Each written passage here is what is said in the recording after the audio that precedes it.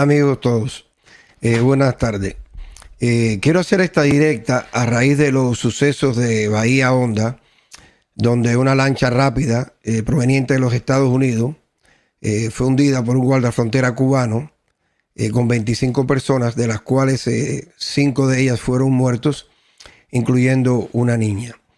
Y este es un tema que quería tratar muy rápido, va a ser una directa corta, pero quisiera empezar leyendo un artículo de la Constitución de 1940, es el artículo 30, donde dice: toda persona podrá entrar y permanecer en el territorio nacional, salir de él, trasladarse de un lugar a otro y mudar su residencia, sin necesidad de carta de seguridad, pasaporte u otros requisitos semejantes, salvo la que dispongan las leyes de inmigración y las atribuciones de la autoridad en caso de responsabilidad criminal.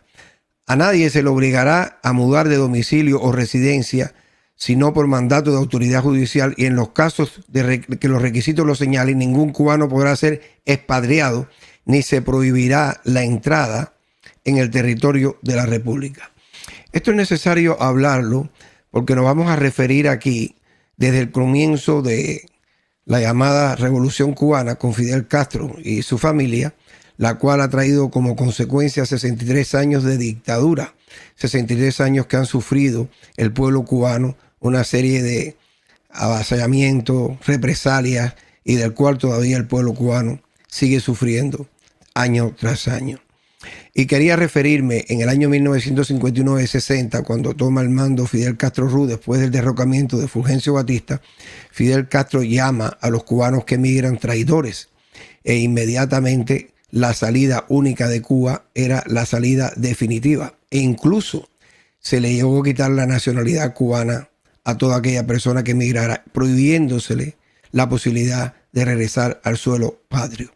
Y esto es necesario que se hable, es necesario que se diga, porque pasaron después muchos años, cerca de 20 años, cuando en 1979, después que ocurrió Camarioca en el septiembre del 65 y se establecieron los vuelos de la libertad para emigrar a los Estados Unidos, estos se suspendieron en 1973. Y entonces en el año 79, en el gobierno de Jimmy Carter, cuando se hacen las negociaciones con Fidel Castro y se establece la oficina de interés en La Habana, es que se permite regresar a los cubanos. En aquella época se le llamaban los vuelos de la familia, los vuelos de la comunidad, en las cuales se refería al cubano que aquellos gusanos estaban regresando como mariposas. O sea que pasaron cerca de 20 años para que el pueblo cubano pudiera reunirse con su familia. Y tenemos que recordar que en el año 1959 muchas personas emigraron mayores de edad. Muchas personas tuvieron sus muertes en Cuba, sus familiares muertos, padres, hermanos, hijos, y nunca más pudieron regresar a verlos. También tenemos que recordar en aquella época, cuando los vuelos de la libertad, que a los cubanos se les quitaba todo en el aeropuerto. Y aquellos cubanos, incluso los hijos que eran mayores de 16 años, los dejaban en Cuba y tenían que esperar la edad de servicio militar, pasarle el servicio militar para que luego, cuando ellos quisieran, le dieran el permiso de salida. Lo cual significó que muchos cubanos tuvieron que alejarse del país y dejar a sus hijos en Cuba, tristemente, y se dividió la familia. Esto es un abuso psicológico que estableció la dictadura con el pueblo cubano. También tenemos que mencionar que muchas personas, incluyendo mujeres, tuvieron que pasar 2 años en la agricultura para poder dársele el permiso de salida. Y también tenemos que recordar que a que muchas de esas personas se le quitaron las propiedades y los automóviles. Todas estas cosas, todos estos atropellos que ha hecho el gobierno cubano, simplemente han pasado por alto, y el pueblo cubano ha permitido, y nos hablamos, y con ello incluimos a todos nosotros, ha permitido estos abusos años tras año. Hay que mencionar aquí que en Cuba han sucedido ya 3 casos documentados sobre hundimientos de barcos que han sido, algunos de ellos, digamos, secuestrados o se han utilizado para salir al extranjero, incluyendo esta lancha rápida que, proveniente de los Estados Unidos, fue embestido por un guardacostas. Y yo quería aquí hacer alguna observación. Aquellas personas que hemos tenido barcos y sabemos las reglas de navegación y sabemos todo lo que implica las formas de navegar, según si se va a la derecha, si se va a la izquierda, el aproximamiento, cuando se cruza un barco, cuáles son las reglas, todo esto sabemos perfectamente bien que un un barco guardafrontera, sobre todo que pertenece a lo que es la milicia de Cuba, al ejército de Cuba, a la marina, y en el cual tienen que pasar cursos, saben perfectamente bien todas estas reglas, que son reglas internacionales de la marina. Por tanto, la excusa de que durante la inspección de este barco, durante la pedida de documentación para saber qué es lo que estaba ocurriendo en esa aproximación, ocurrió un accidente, es pocamente creíble cuando hay normas de velocidad para acercarse a un barco, sí, incluyendo el oleaje y una serie de detalles para evitar colisionar, no solo colisionar, los avisos que tienen que utilizarse, los señalamientos que tienen que utilizarse, todas estas cosas son parámetros establecidos que se tienen que respetar. Por tanto, es poco creíble que un accidente de esta magnitud haya ocurrido, sino ha sido una embestida que ha ocasionado la muerte de esta gran cantidad de cubanos, y sabemos perfectamente que entre ellos había estas 5 personas, una niña menor de edad. Pero además hay que mencionar que hay información de que se demoró la ayuda. Igual ocurrió cuando el 13 de marzo y cuando Río Caníbal. En el caso de Río Caníbal, que ocurrió en el año 6 de julio de 1980, no solo se embistieron, sino que se hicieron disparos contra esta embarcación, y de ellos solamente cerca de 60 personas, fueron 10 sobrevivientes, de los cuales se rescataron 11 cadáveres y aproximadamente 39 fueron desaparecidos. Luego ocurre el 13 de marzo de 1994 con el hundimiento de la embarcación 13 de marzo, en la cual el Polargo 5 invistió esta nave, de los cuales ocurrieron 41 muertes de cubanos, incluyendo niños. O sea que esto no es nada nuevo, y la dictadura ha venido usando este pretexto para justificar las muertes de cubanos que han sido prácticamente, yo diría que actos de crímenes de lesa humanidad, en el cual esta dictadura ha actuado directamente contra los cubanos que han pretendido salir de Cuba. Y tenemos que recordar que en el caso del Río Caníbal, la matanza de Río Caníbal y el 13 de marzo, estaba la dictadura al frente de la dictadura, el dictador Fidel Castro Ruz, el cual autorizó, en el caso del Río Caníbal y en el 13 de marzo, acciones ejemplarizantes para que los cubanos no siguieran tomando embarcaciones para emigrar fuera de los Estados Unidos.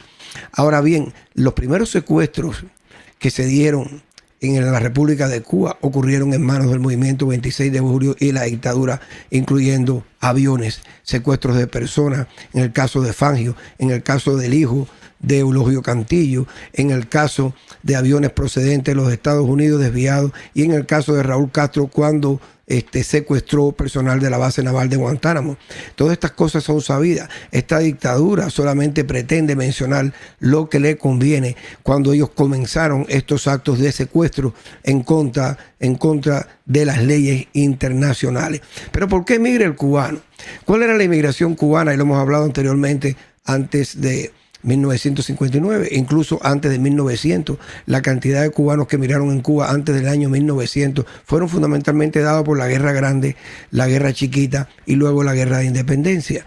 Lo que ha ocurrido fundamentalmente en los años después de 1950 al 58 fue una inmigración en Cuba dada por la Guerra Civil, específicamente por la cantidad de muertes, atentados y la inestabilidad que existía en Cuba. El cubano nunca necesitó migrar en masa de los estados hacia los Estados Unidos. Esa inmigración en masa se ha dado específicamente después de Fidel Castro por condiciones políticas, por expropiamiento de negocios, por quitarle a las personas lo que tenían, incluyendo el dinero, que se le va a hacer un cambio de dinero y se quitó la moneda nacional, que sabíamos todos que tenía valor internacional, las propiedades, los negocios, muchos políticos cubanos, muchos militares cubanos, incluso del gobierno anterior, personas que tenían influencia, personas que tenían poder, incluso personas que no tenían nada, emigraron porque no estaban de acuerdo con esta dictadura que evidentemente se sabe que lleva 63 años y es una dictadura represora, es una dictadura, una dinastía familiar. Hay que hablar la verdad. Hay que hablar por qué el cubano ha emigrado. Y cuando se habla de condiciones económicas, los responsables de estas condiciones económicas ha sido esa dictadura de 63 años. No es válido mencionar el embargo, no es válido mencionar porque Cuba puede comercializar con cualquier país y eso lo hemos hablado anteriormente. Por tanto, estos actos de crímenes que la dictadura viene haciendo hacia el pueblo cubano, simplemente la única causa y el único responsable se llama esta dinastía, esta dictadura Castro Ruz. Quería también decir que el cubano debe ser responsable tanto dentro como fuera de Cuba de su actitud y de la conducta a seguir para poder acabar con esta dictadura que lleva de 63 años. Pensar que el gobierno de Cuba se puede derrocar con una acción militar limitada, digamos varios cubanos que vayan a Cuba, es simplemente una irrealidad, es simplemente un sueño, es una fantasía imposible. Tenemos que mencionar, por ejemplo, cuántas personas, cuántos militares dedicó Fulgencio Batista en la lucha contra Fidel Castro en la Sierra Maestra. Cerca de 10.000 soldados fueron, y sin embargo no se dieron las condiciones para que la dictadura pudiera derrocar. ¿Por qué derrocó Fidel? Fidel aprendió precisamente de esta lección. ¿Por qué Fidel utilizó tantas personas, por ejemplo, cuando Bahía de Cochino? Tantos militares, más de 40.000 militares estuvieron contra los invasores, contra las personas que fueron desde aquí de los Estados Unidos a Playa Girón y Playa Larga. O sea, era una proporción mayor de 30-1, de 40-1. O sea, sabía Fidel Castro que necesitaba una masividad. Lo mismo hizo cuando la guerra civil en el Escambray, y también lo ha hecho posteriormente, derivando grandes cantidades de masa y recursos del ejército para enfrentar al pueblo cuando ha habido un hecho de este tipo.